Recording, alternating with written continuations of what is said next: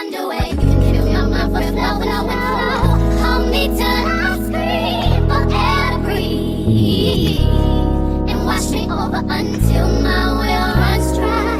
Send all your sins all over me, baby, baby,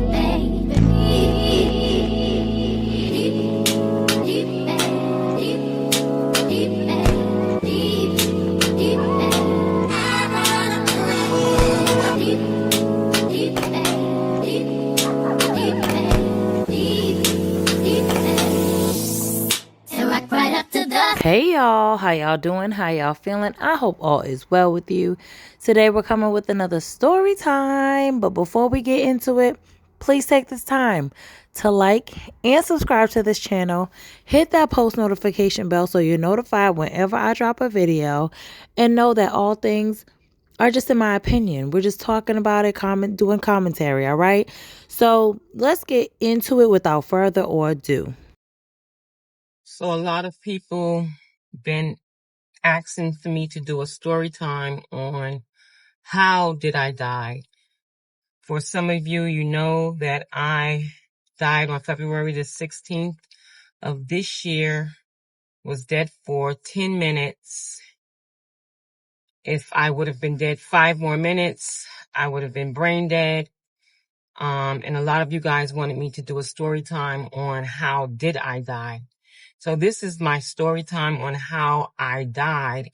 And in this story time, I'm also looking for advice and looking for attorneys.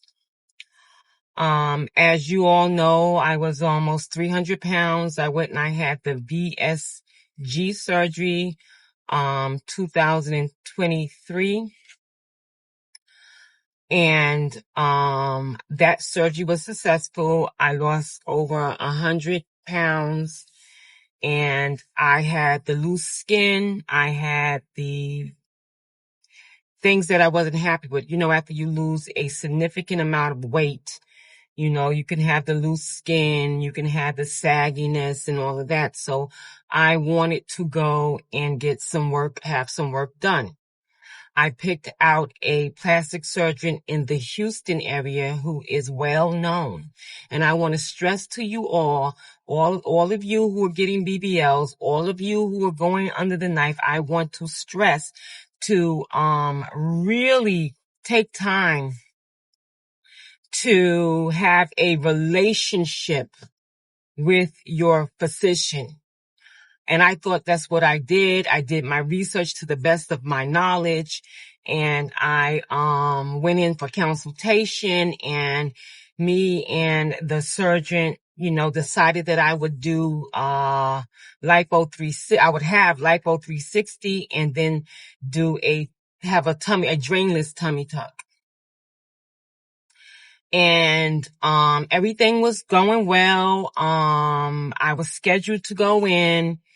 And I went in for all my labs and everything came back positive and great, so that they were able to release me to have the surgery and all of that.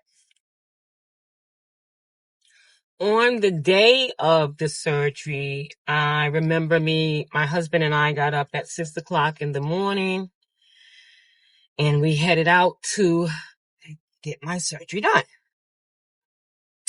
I remember getting there and sitting down, and the plastic surgeon coming in and the anesthesiologist coming in, and I'm going over a couple of papers here and there and signing papers here and there. And, I get into the operating room and, they begin to mark up your body, make sure they're doing it in the right place. You know, when they start marking your body.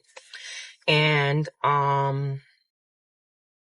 I remember laying back on the table with my arms spread out side by side and them giving me the, anesthesia.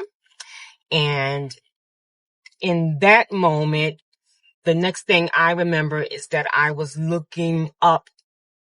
I was looking down at myself dead on that operating table. That is insane to have experienced that. Like, I've heard people and actually know someone who've experienced death and came back, my aunt. But it's just crazy to even imagine having that experience where you're looking down at your body. I can't tell you how long I was dead. I really don't know. They told me that I was dead for 10 minutes. And if it had been 5 more minutes, I would have been brain dead. They worked on me. And revived me. But the only thing that I can say is I remember is looking down at myself dead on that table. I woke up in the ICU on a ventilator. Now my husband was the investigator because he said all he saw was them, the fire department coming, the ambulance coming, and they are rolling me out on a stretcher naked. So I wonder if this was an outside facility and why they ain't cover that lady up. I mean, granted, I get you trying to hurry up and do what you do to save a life, which I mean, in retrospect, I guess is definitely more important. But you could have covered her. Don't like no one wants to know they were rolled out naked for everyone to see on display. And he said that he went off and he couldn't understand. I just went in there. So what happened in between that time? He started to ask questions and he also started to tape them. Now, mind you, the surgeon said that when he started to do lipo on one of my sides, that's when they saw my vitals go way down. So they stopped. And then they waited and then they proceeded to do my other side. That is when I died. That is what killed me. Because if they had not start back up to do the other side, knowing that my vitals and everything went down on the side that they was doing, they should have said to themselves, wait a minute, let's stop the surgery altogether. But no, because people so wanting money, they want a payday. They decided to say, okay, is her vitals where we need them? Let's start on the other side. When they started on my other side, that's when I died. Excuse me if but I died. That's when I died. That's when I stopped breathing. That's when my heart stopped. That's when. I feel so bad for her. You could tell she's reliving that whole traumatic situation all over again, just talking about it. That's when I went into cardiac arrest. And so, how is it not your fault, plastic surgeon? How is it not your fault? You knew from the first side, when you started to work on the first side, that something was not right because my body was letting you know that something was not right. That's how come my vitals was going down and went down. The heart surgeon said that my oxygen was down below 60. So you had to know that there was something wrong. And you waited and decided to continue operating on my other side.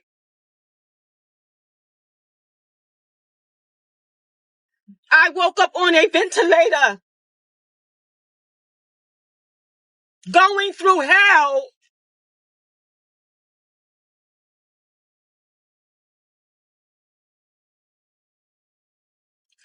Going through hell. Going through hell. Still fighting for my life. And once I got into the ambulance, the work that they had to do, the treatment they had to give me, and was still unsure, if I was going to make it through after I was revived? Tell me, how is it not your fault?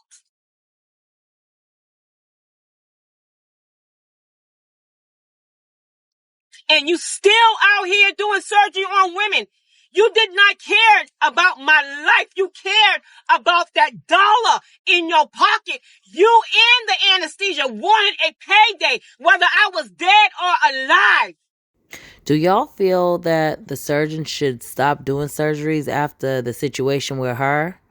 I mean, in my opinion, to be fair, it's kind of one of those things where it's like not, and I don't want to sound insensitive at all, but I'm just trying to think of a better way to say it, but I can't. So I'll just say life goes on in a sense that he still has to work to make money to pay his bills and, the needs, probably mortgage or rent or whatever, not only at home, but at the facility that he's at. And now I do feel like the doctors should be held accountable if they're negligent in the things that they're doing or doing things in an unethical way. There should definitely be some type of repercussions other than just the reputation of the doctor with people who gets unalived. I mean, that hits their pockets too because people look at that and consider other doctors, but I think there should still be some type of other repercussions. And there may be. I don't know if there are, but I can get her feelings and her emotions towards this situation because when you're the one that almost lost their life and who knows what else she had to deal with alongside with this, it's easy for anyone else to speak up and say, oh, well, you're here, it's all right type of thing. But no, I definitely do not want to take away from her experience and what she went through because that's definitely traumatic.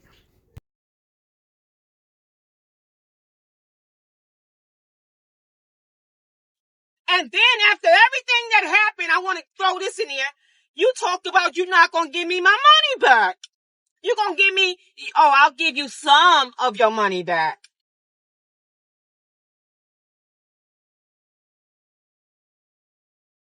No, we getting ready to. Any lawyers out there that want this case? Any attorneys out there that's willing to take this case for malpractice? Because now I have issues with my heart. I have issues in my day-to-day life. I have trauma. I'm going through a lot. I'm on medication now for my heart that I've never been on medication in my life. So you cause a great deal of pain and suffering. And I know money can't change anything, but honey,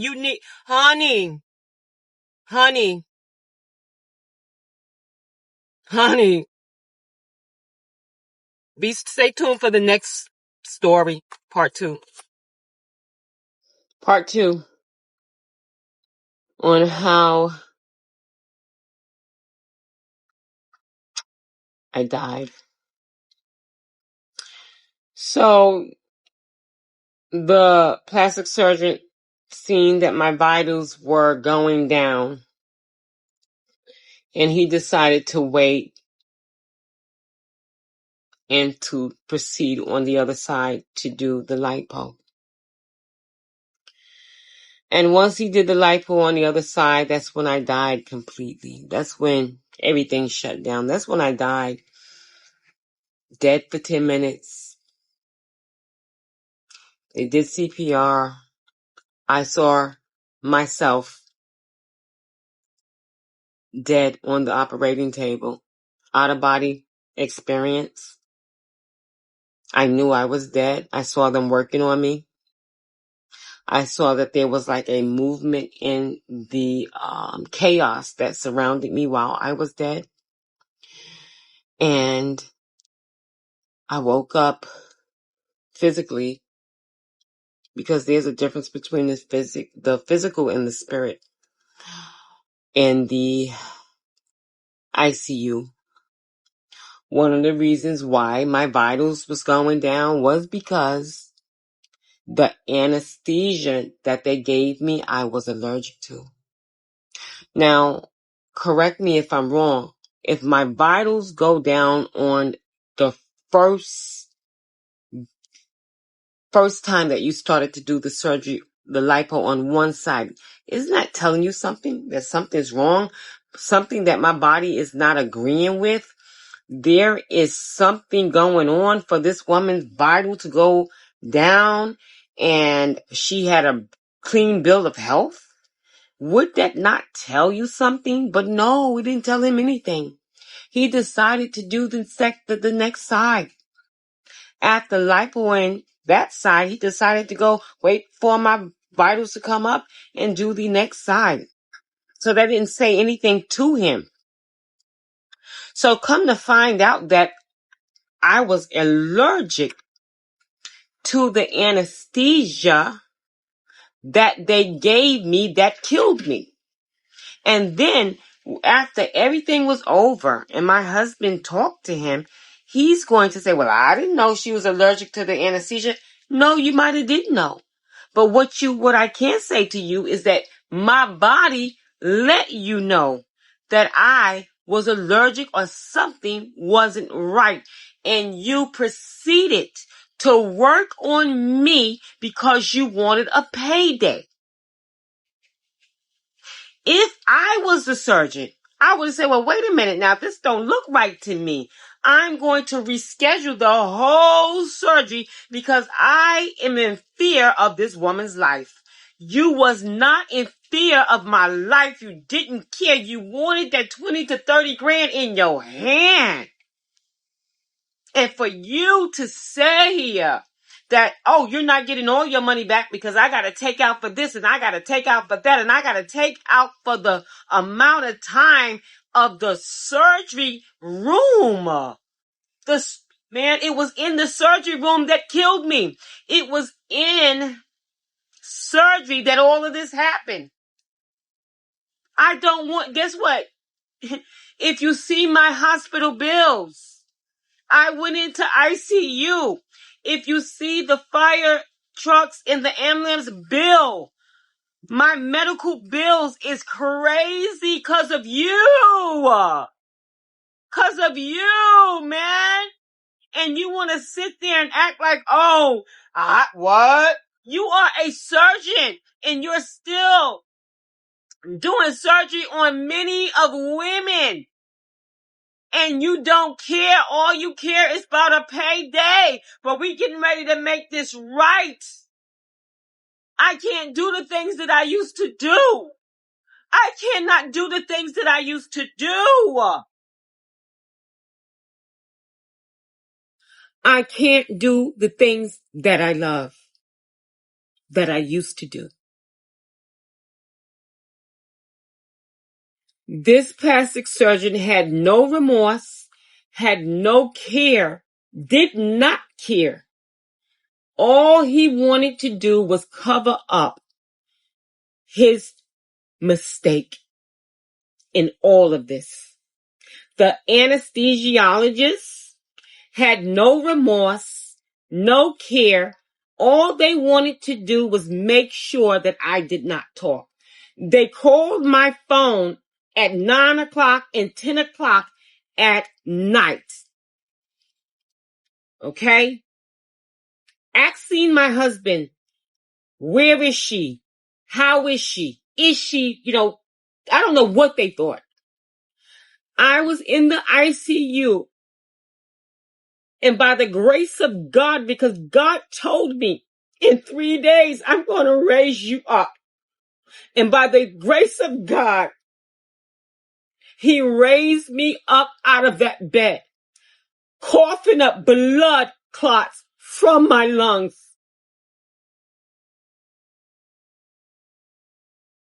Heart rate still going through the roof.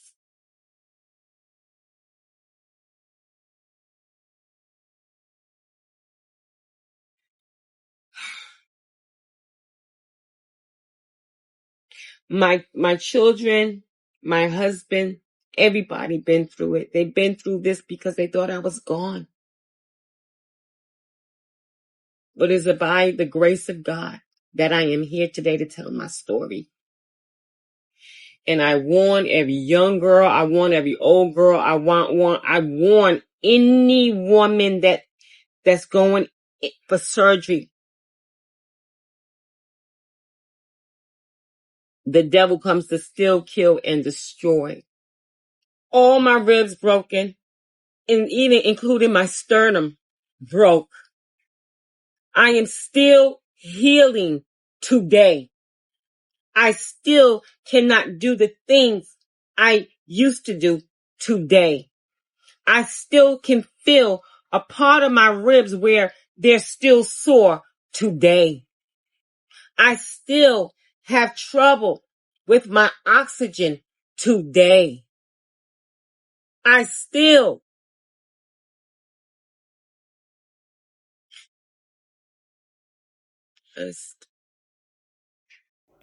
Dag, this situation is extremely sad. You can tell how hurt she is. Like she said, she's dealing with the repercussions of all of this, all the aftermath of all of this, where she can't do some of the stuff that she used to be able to do.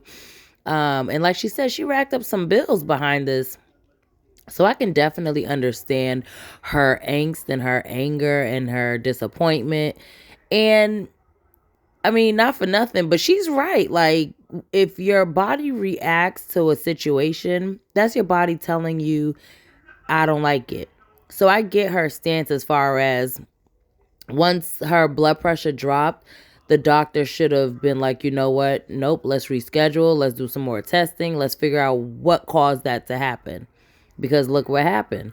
Luckily, they were able to bring her back to life. But carrying on, just because the blood pressure got back to where it was supposed to be, can't ignore the signs. And as a professional, a medical professional at that, I would expect the doctor of all people to know that. So what do y'all think? Do y'all think she has a case against this doctor? Or do you think it's one of those things where it's like, hey, things happen? Now, I will say, when it comes to the allergy to the anesthesia, I don't know how it manifests. So me being a non-professional, I would think that there would be something else that happened maybe prior to. And so maybe that's why the doctor didn't see that as a possibility. Maybe he thought it was a fluke. I don't know. But I mean, when you're dealing with someone's life, you always want to err on the side of caution. Just because you can't, this ain't Mario. You know, you can't give them more lives. So y'all let me know what y'all think of all of this in the comment section down below. Don't forget to like and subscribe, and I will catch y'all in the next one. Peace. Listen, I like chocolate girl, all shades, different flavors. She a diamond and a pearl. She a goddess with a mentor, yeah. Cinnamon swirl. She relate to what I've been through, yeah. Queen of my world.